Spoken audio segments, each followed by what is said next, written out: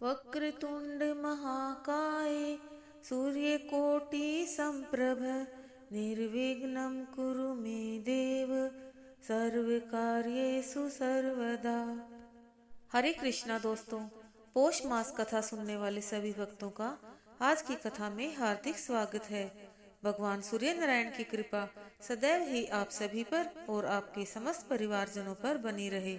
तो आइए पौष मास की कथा सुनते हैं। कैसे हनुमान जी ने सूर्यदेव से शिक्षा ग्रहण की। एक बार हनुमान जी महाराज ने सूर्यदेव को फल समझकर खा लिया था, परंतु क्या आप यह जानते हैं कि बुद्धि निदान होने के बावजूद भी राम भक्त श्री हनुमान जी एक बार सूर्यदेव से शिक्षा ग्रहण करने सूर्यलोक गए थे? अगर नहीं तो आइए जानते हैं इस कथा को। बात उस समय की है जब हनुमान जी महाराज का भगवान श्री राम से साक्षात्कार नहीं हुआ था। जिज्ञासु होने के कारण अपनी युवावस्था में प्रवेश करते ही उन्हें शिक्षा प्राप्त करने की इच्छा हुई और हनुमान जी ने स्वयं श्री सूर्य नारायण भगवान को गुरु बनाने अथवा उनसे शिक्षा लेने की ठान ली, जिसके लिए वे पवन के वेग से उड़ते हुए सूर्य नारायण भगवान के निकट गए। सूर्य की गर्मी से तो हम सभी परिचित हैं। सूर्यदेव उन्हें आता देख अचंभित हो गए और सोचने लगे कि उनकी तपन सहने वाला व्यक्ति साधारण तो नहीं हो सकता। हनुमान ने उनके सम्मुख जाकर उन्हें प्रणाम किया और अपने आने का कारण बताया। पहले तो सूर्यदेव उन्हें पहचान नहीं पाए, परंतु दिमाग पर थोड़ा जोर देकर जब उन्होंने सोचा तो वे पहचान गए कि यह वही है जिसने अपने बाल्यकाल में मुझे फल समझकर निगल लिया था। यह सोच उन्हें थोड़ा भय लगा कि कहीं किसी दिन पढ़ते पढ़ते भूख लगने पर यह मुझे फिर से फल समझकर निगल ना जाए। इसलिए उन्होंने हनुमान जी को पढ़ाने से इनकार कर दिया और बोले, हनुमान, मैं तुम्हें नहीं पढ़ा सकता, क्योंकि मैं तो एक पल के लिए भी नहीं ठहरता। मैं हमेशा प्रवास पर रहता हूँ। ऐसे घूमते घूमते तुम कैसे पढ़ोगे? यह सुन हनुमान जी बोले, गुरुदेव, कोई परेशानी की बात नहीं है। मैं भी आपके साथ घूमते घूमते आपसे शिक्षा ग्रहण कर सकता हूँ। यह सुन सूर्यदेव ने कोई बहाना सोचा और बोले, परंतु तुम मेरे पीछे पीछे चलकर नहीं पढ़ पाओगे, क्योंकि उस अवस्था में मेरी पीठ तुम्हारे मुख की ओर रहेगी। ना ही मेरे आगे चलकर तुम शिक्षा प्राप्त कर पाओगे, क्योंकि उस अवस्था में तुम्हारी पीठ मेरे सम्मुख रहेगी, जो कि उचित नहीं होगा। इस तरह दोनों स्थितियों में तुम्हारा मुख मेरे मुख के सामने नहीं हो सकता, तो मैं तुम्हें पढ़ाऊंगा कैसे? इधर हनुमान जी भी अत्यंत चतुर थे, सो वो बोले, मैं आपके सामने उल्टी अवस्था में चलूंगा और आपसे पढ़ूंगा। यह सुन सूर्यदेव कटाक्ष कर बोले, यह कैसा शिष्य है जो पहले से ही गुरु के आगे उल्टा चलेगा? इस पर हनुमान जी बोले, गुरुदेव, गुरु का तो काम ही होता है उल्टे चलने वाले को सीधा चलना सिखाना, सही राह दिखाना। तब हनुमान जी के मुख से यह अद्भुत वचन सुन सूर्यदेव अत्यधिक प्रसन्न हुए और अंत में उन्होंने पूर्व की सभी घटनाएं भुलाकर हनुमान जी को शिक्षा देने का निर्णय लिया। इस प्रकार सूर्यदेव वेद आदि शास्त्रों का रहस्य शीघ्रता से बोलते जाते और हनुमान जी शांत भाव से उसे ग्रहण करते जाते। हनुमान जी जब अपने गुरु सूर्यदेव से शिक्षा प्राप्त कर रहे थे, तब एक समय उनकी आखिरी शिक्षा बची थी, लेकिन यह शिक्षा ऐसी थी कि ये अविवाहित व्यक्ति को नहीं दी जा सकती थी। लेकिन हनुमान जी तो ब्रह्मचारी रहने का प्रण ले चुके थे। ऐसे में उनके सामने अजीब सी दुविधा उत्पन्न हो गई कि अब वो क्या करे। उन्हें परेशान देख सूर्यदेव ने हनुमान जी से कहा कि तुम मेरी पुत्री सुवर्चला से विवाह कर लो। हनुमान जी मान गए और उनसे विवाह कर लिया। पराशर संहिता में बताया गया है कि हनुमान जी आजीवन ब्रह्मचारी रहना चाहते थे, जिसका प्रण वो ले भी चुके थे। ऐसे में उनके विवाह के बाद उनकी पत्नी विवाह के उपरांत तपस्या के लिए चली गई। इस तरह से हनुमान जी ने विवाह की शर्त भी पूरी की और गृहस्थ जीवन में भी नहीं रहे। इससे उन्हें उनकी आखिरी शिक्षा भी मिल गई।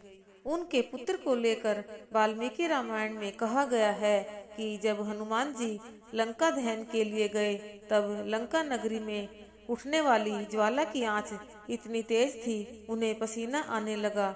उनकी पूंछ में आग लग गई थी। वो उसे बुझाने के लिए समुद्र में पहुंचे। उनके शरीर से टपकी पसीने की बूंद को एक मछली पी गई। इससे वह गर्भवती हुई और वानर रूपी मानव का जन्म दिया। इस बालक को अहिरावण ने पाताल लोक का द्वारपाल बना दिया था।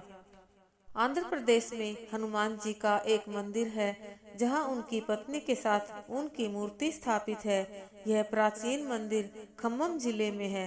हनुमान जी के विवाह का गवाह यह इकलौता मंदिर माना जाता है।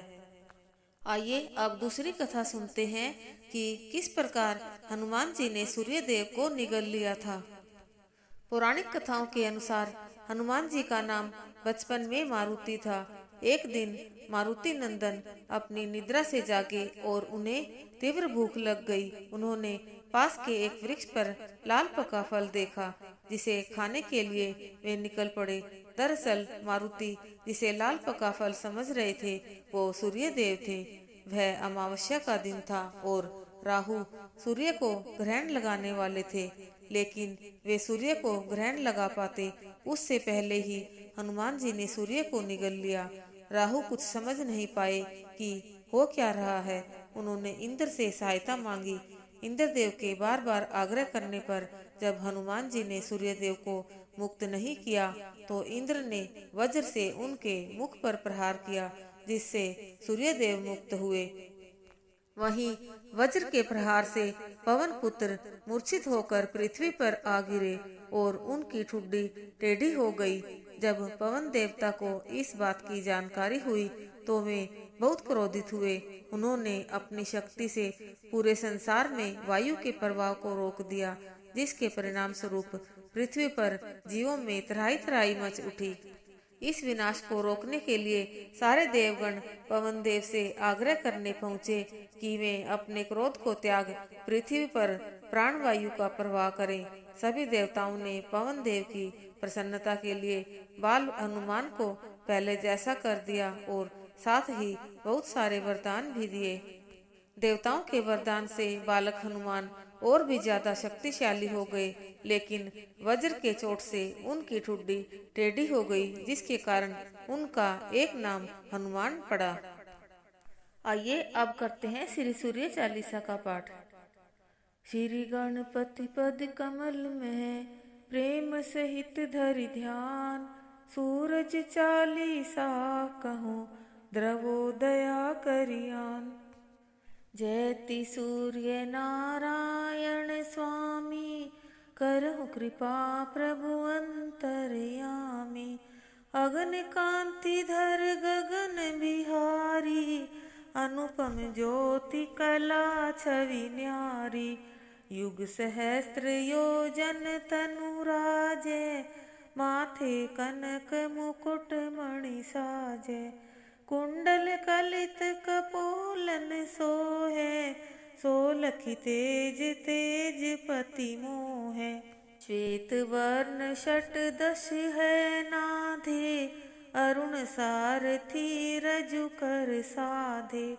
9 लख योजन रथ चौड़ाई, 136 लक्ष लंबाई। रत्न जड़ित रथ पर प्रभु राजति, लखी गति सहस चंचला लाजति। 9 करोड़ 51 लाखा, परिकरमा रवि की श्रुति भाखा। अगणित दैत्य नित्य संहारहि, जग भक्तन कर कष्ट निवारहि। उदय होते निशि कह तम भाजे, तब सतयुग कर डंका बाजे। कह शिव संशय करे न कोई, सत्य वचन मम मृषा न होई।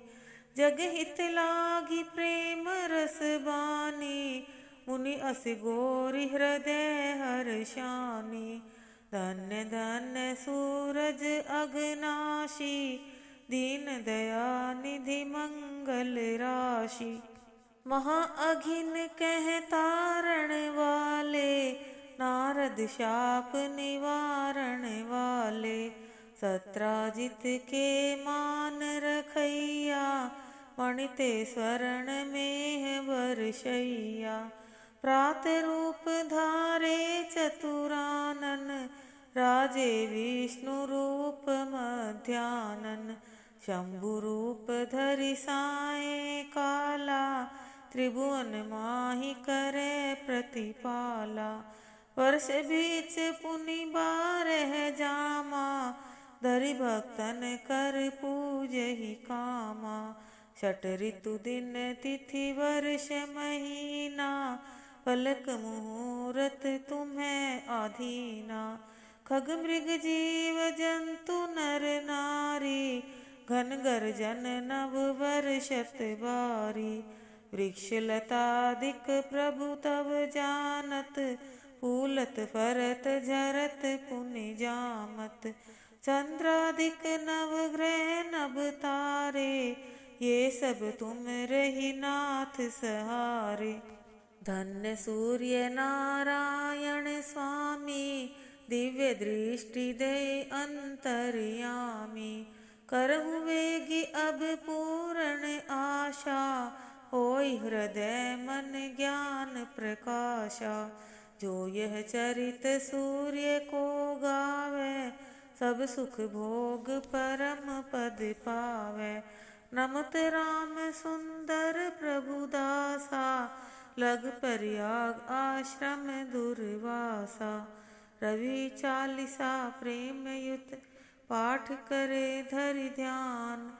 सुख संपत्ति आयु बढ़े, होई सदा कल्याण। आइए अब करते हैं भगवान सूर्य जी की आरती। ओम जय कश्यप नंदन, स्वामी जय अदिति नंदन। त्रिभुवन तिमिर निकंदन, भक्त हृदय वंदन। ओम जय कश्यप नंदन। सप्त अश्वरथ राजित, एक चक्रधारी। स्वामी एक चक्रधारी, दुखहारी सुखकारी, मानस मलहारी। ओम जय कश्यप नंदन। सुर मुनि भूसुर वंदित, विमल विभवशाली। स्वामी विमल विभवशाली, अग दल दलन दिवाकर, दिव्य किरण माली। ओम जय कश्यप नंदन। सकल सुकर्म प्रसविता, सविता शुभकारी। स्वामी सविता शुभकारी, विश्व विमोचन मोचन, भवभंजन भारी। ओम जय कश्यप नंदन। कमल समूह विकासत, नाशक त्रैतापा। स्वामी नाशक त्रैतापा, सेवत सहज हरत अति मन सिज संतापा। ओम जय कश्यप नंदन। नेत्र व्याधि हर सुरवर, भूपीड़ाहारी। स्वामी भूपीड़ाहारी, दृष्टि विमोचन संतन, परहित व्रत धारी। ओम जय कश्यप नंदन। सूर्य देव करुणा कर, अब करुणा कीजे। स्वामी अब करुणा कीजे, हर अज्ञान मोह कर, तत्व ज्ञान दीजे। ओम जय कश्यप नंदन। ओम जय कश्यप नंदन। स्वामी जय अदिति नंदन। त्रिभुवन तिमिर निकंदन, भक्त हृदय वंदन। ओम जय कश्यप नंदन। ओम जय कश्यप नंदन। बोले सूर्यदेव भगवान जी की जय।